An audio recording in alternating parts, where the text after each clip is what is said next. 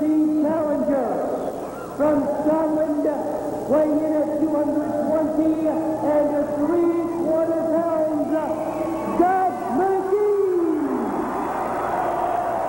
His opponent from Minneapolis, Minnesota, weighing in at 242 pounds, the heavyweight wrestling champion of the world, Nature Boy Ric Flair. The NWA World Heavyweight Wrestling Champion Ric Flair. Another one of those $5,000 robes that he wears into the ring. Now displaying the 10 pounds of solid gold, the golden diamond encrusted NWA World Heavyweight Championship belt. Ric Flair, who has proven to be an outstanding champion, no question about this, going up against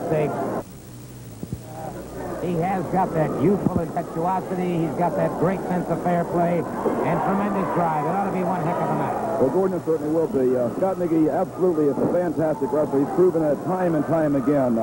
He's held the Global Tag Team Championship. He has held many local and regional titles in his illustrious career in professional wrestling. Right now, he is going against a very fine world champion wrestler. But the world champion does have a very tough, rugged schedule. If he has an off night, a man like Scott McGee could very easily dethrone Ric Flair and take that gold-encrusted belt, that solid gold belt, for his very own. Takedown by the champion. Champion tried to post the arm in McGee very quickly. Escape cuts off a good shoulder smash by the champion of the canvas. McGee up and over his man. That's unleashed off by the champion. And it was McGee catching the champion that time. Across the side of the head. Beautiful move by McGee. Has the champion in trouble. Right now, McGee just has to stay right on and don't let up. Might point out. On the other hand, Scott McGee, with his youthfulness, determination, and his vigor, he will do likewise anything to gain that title. It is Scotty McGee now with the variation of side force lock, and now it is a good reversal, and it is Flair. Upended to the canvas and a good hit.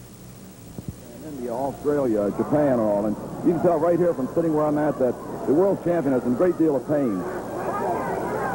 Into the ring ropes. Now referee Bill Alfonso calling for the break.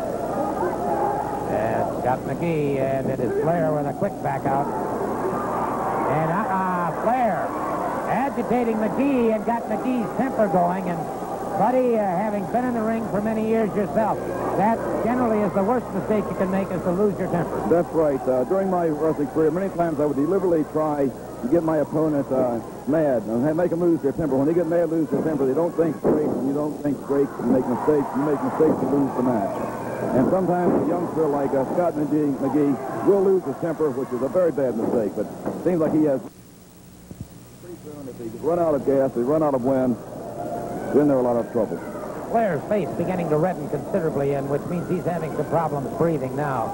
And so Scott McGee may be figuring that he's a few years a junior to Flair, and that he may have a little more stamina, a little more go power, a little more speed. Maybe he figures that he gets him, cuts enough air supply down, that lactic acid isn't going to burn off as rapidly, and pretty soon physical fatigue starts to set in. Well, Scott McGee is wrestling a very planned match right now, very scientific. Everything he does, he's going back for the man's head. Right now, it wouldn't surprise me if whatever comes up, that Scott McGee will try some way to get into Ric Flair's head again, a side headlock, a reverse hammerlock, anything. He's got him in a headlock again, just like I figured. Flair that time drove one into the midsection and then a chop across the throat. And Scott McGee hurtled from the ring. And look at the way this man powered back into the ring. Brother, you talk about a reverse catapult. McGee was out and in a flash. Well, this shows the conditioning and training that Scott McGee has put into it. Scott McGee is really up for this match. He's trained long and hard, many hours for this.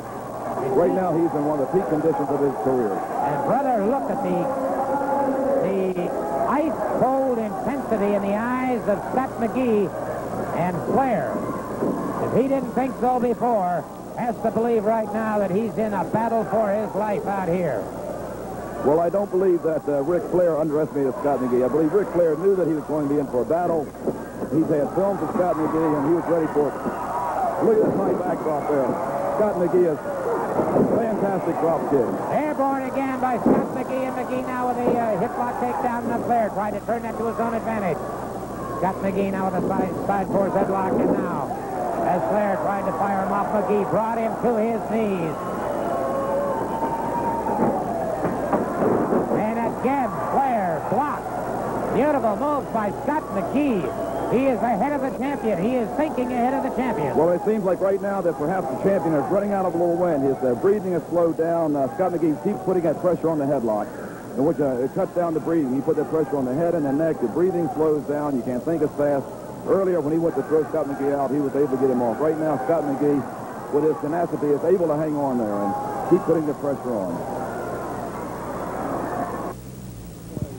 Countering this move, some way of getting out of this side headlock and coming back on top. I'm sure he's sitting there, he's in there trying to think. There's always the counter for the counter. Good side shoulder by McGee, and that time the champion was ready. McGee caught that time by the champion. Now McGee rolls to one side. Champion driving an elbow down, and now a hip lock takedown by Scott McGee. Champion looked like he had the trunks that time, and well, there's Scott McGee still putting the pressure on the head. What was the first thing you'd notice about an opponent if he began to tire or if he began to get short of breath? What would you notice first about the weakening of his condition? Well, you could just feel from the tenseness of his body, his strength is giving out. He doesn't come back. He doesn't move as fast. Right now, you can look at the champion. He's moving very slowly. He's tired. He's worn out. Even though he has his opponent in trouble, the champion is not 100% himself right now. Well, this side two play here, this is a devastating hold. I've seen matches won with this hold. I'll tell you what, they've been going after it hammer and tong, and it is Scott McGee. Now, beautiful counter by McGee. McGee countered very nicely as the champion tried to set him up. McGee hooked the leg in behind him. And now it's McGee reversing the situation on the champion. It looks like the champion is in a lot of trouble, and you see the agony on his face. This could be it, Gordon. Champion able to power out before, and wait a minute, the champion backing out of the ring. Gotta hand it to him. You gotta hand it to him. He felt the momentum changing, and well, he knew he was in trouble. He knew it was time to get out of the ring and perhaps take an 8 or a 9 count to try and regain his faculties, get his wind back. But Gordon, it's just fantastic. We've already seen one tag team title change hands. Like the global tag team title was lost by the Kangaroos. It's very possible here the same night that Ric Flair could lose his World Heavyweight Championship. I think they're certainly looking up right now for Scott McGee. They've been going at it now for around 11 to 12 minutes, and that's about as much actual body contact. That's very close to as much body contact as you would have in an entire pro football game. And there have been no timeouts here. The champion did break the momentum at one point. Now the champion, a bit of psychological warfare on McGee. McGee keeps circling his man. And good psychology on McGee's part. He's showing that he's still fresh. He's still got plenty of energy. The champion lowering him in now. And let's see what occurs. Champion got McGee slightly off guard. Caught him with his shoulder coming in. Now the forearm drag and twist on Scott McGee. And our time is rapidly running out on this hour. I said, of course, we'll bring you as much as we can next week. If this match has not reached a conclusion by the time that our hour of championship wrestling is up. And brother, the champion now exploding with everything that he's got on Scott McGee. And McGee fires back. And McGee has him in trouble. That's his job here, Mike.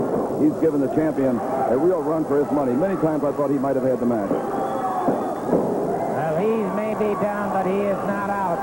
He is still giving it everything he's got. But the champion does seem to be moving with a little more confidence than he did earlier. And certainly McGee is taking a lot more punishment. And each time he takes another percussion like that, he has to be slowed down some more. system cannot be operating properly. And now McGee is beginning to gasp a little bit for breath. Well, you're absolutely right, Gordon.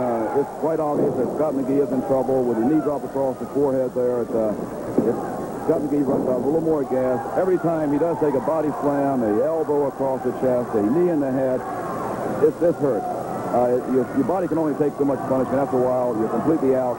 Right now, it looks like there's the world champion. Looks like it could be a brain buster coming down here. High vertical suplex, and McGee, as the champion, very wearily moved on top of him into a lateral press, and McGee powered out again. And brother, you talk about second effort. This young fellow's got it. Well, Gordon, for McGee powering out of something like that, this shows this man is in fantastic. He's got so much determination. He just doesn't know the word quit. This man will never quit or give up. It would have to take his last dying breath, and he won't quit. He's really got what it takes. This is a fantastic young athlete. We're going to be hearing a lot of Scott McGee. If he don't beat him tonight, he will sometimes choose, but he's still got a chance. The world champion is staying right on top. The world champion won't give him a break at all. This is where earlier in the match, twice McGee had the champion in real trouble. Twice he did not, as you even said, he should have moved in immediately. That's right. He didn't. He delayed, and that's all somebody like Ric Flair needs. And it's a psychological situation as well as physical. You're right, Gordon. See, earlier in the match, when Scott McGee had the champion in trouble, if he had stayed right on top of him, he very possibly could be the world champion right now, but he backed off. He gave the champion a chance to get up. And you can't give a man like the champion an even break at all, because he sure won't give you one. Pile driver, but they're into the rope. The champion right now taking advantage of every opportunity. Looks like he's going for another pile driver. McGee offends him. McGee offends him, and the champion has to be thinking in his mind, what do I have to do to stop him? That was a fantastic counter by Scott McGee. It seemed like this man comes up a lot. There's another counter by Scott McGee into a sleeper hold. He's putting a sleeper hold on the world champion. This could be it, Gordon. We could have a new world champion here tonight.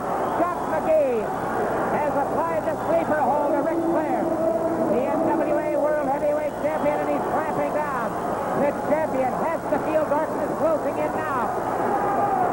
If Scott McGee can just keep this man from the ropes, keep him in the middle of the ring, keep him away from those ropes, Scott, and you'll be the new world champion. McGee clamping down, the champion reaching out, trying to get to those ropes. The champion, a scant 6 or 7 inches away. McGee clamping down, and you can hear the crowd picking up the roar now as they can sense that Ric Flair can sense that heavyweight championship belt slipping away from him as darkness closes in, as the belt and consciousness both begin to fade from Ric Flair, the NWA World Heavyweight Champion. Referee checking 2. Got a foot over. That forces the break. Gordon, all of the professional wrestling matches I've had, anytime a sleeper hold on was on me, I found out the only real counter for this was to get to the rope. It's very difficult to break a sleeper hold. Just getting to the rope is the best way out. And fortunately for the champion, Ric Flair was able to get to the rope. It seemed like the tide of battle has suddenly turned. That sleeper hold took an awful lot out of the champion. You know, it stops the blood flow to your brain. When your brain doesn't get blood, you go out. You can't think clearly. Nothing. Everything slows down. You're moving in slow motion. Right now, the champion is slow motion. Actually, McGee in that back suplex may have done the champion a favor, because that percussion to the back could have stimulated the heartbeat once again, picking up the blood pressure, giving the champion that added flow of blood to the brain that he needed. And McGee coming off the ropes that time. The champion was able to roll back out of the way. His wits are about him once again. He missed that time, and McGee caught him with a cross body block, partially blocked by the champion. The champion powers out once again, and McGee. Right now, McGee is backing off again. McGee should go in right in again, but he went in a little bit careless. It seems like the champion got McGee with a low blow there, but not quite hard enough. McGee is right back on top of him. Now McGee is... high knee lift now by Scott McGee, and the champion back on his feet. McGee catches him once again. The NWA World Heavyweight Champion Ric Flair in from... Ooh, brother. And Flair now, with reckless abandon, firing out at Scott McGee. Gordon, both men can hardly move now. They are so exhausted in this exhausting and grueling match. They have gone full force now for over a half hour into this match. And look at this. Beautiful move by McGee. Atomic knee drop that has the champion.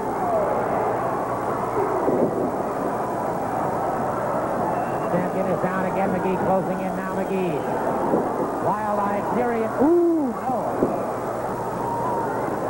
Unfortunate move for Scott McGee. It looked like he might have had the champion in really bad trouble in, Gordon. Had to wrench his back on that one as he hurtled into those ropes. The champion slipped to one side. McGee had to really wrench his back, and the champion very quickly. Vertical souffle has the count, Well, a tremendous match.